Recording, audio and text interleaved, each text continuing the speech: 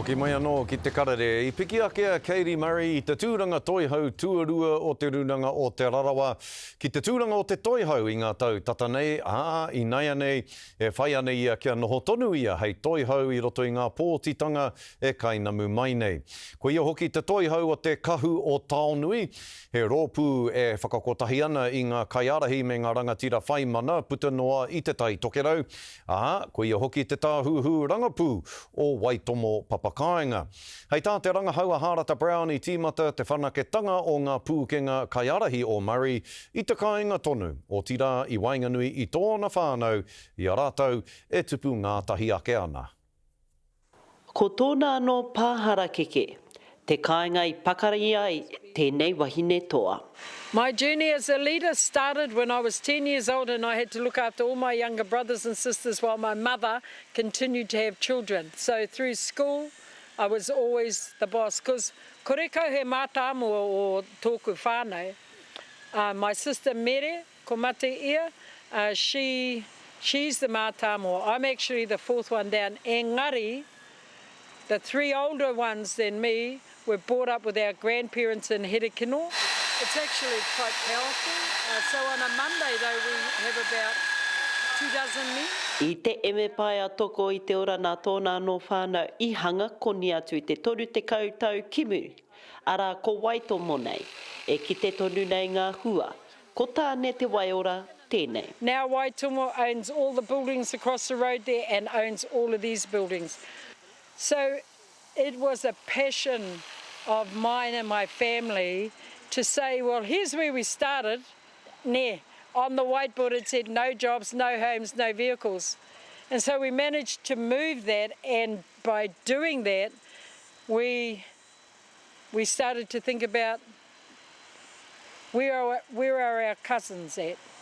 How do we support them to make shifts in their lives? Ko Katie Murray tērā kua hono me ngā mana nui o te kāwanatanga ki te whakahoki ngā kaupapa toko I te ora a te Māori ki te Māori I te hiku.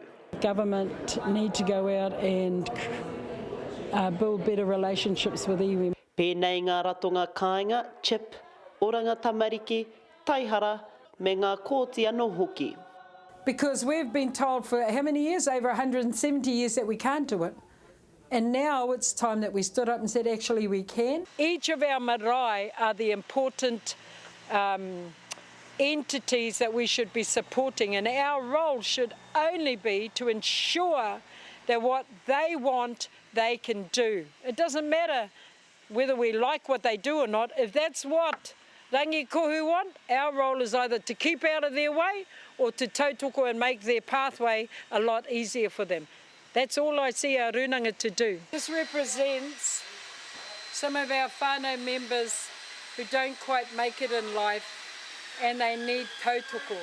Nā te whānau tonu a Katie I whakatū te marae o rangi kohu, ko te hono ki te iwi, ki te Rūnanga, he hononga no mai. And I'll tell you why, because some of my koe and kaumātua went in there. My parents, they supported it. My father-in-law, Glass Murray, all of those people saw it as an opportunity to gather together all of the whakapapa of Te Rarawa to support one another.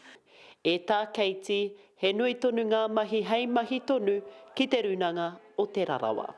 Yes, so we have 23 marae who are registered as Te Rarawa marae. However, since 2015, 5 marae have chosen to sit outside of the Rūnanga, and so we have a relationship building activity that we should be getting into. For me, that's the other piece of why I'd like to go back, is to ensure that our strategic plan is completed. It's due before June, that we develop it and complete it based on the needs of our marae or the wants of our marae, which will be the first time the Rūnanga has ever gone to our marae and asked them what they want. Hei te tekau toru kapiai ngā tatau pōti a ipurangi a mera hoki, hei te tekau whā tūai te hui a tau o Te Rarawa Rūnanga.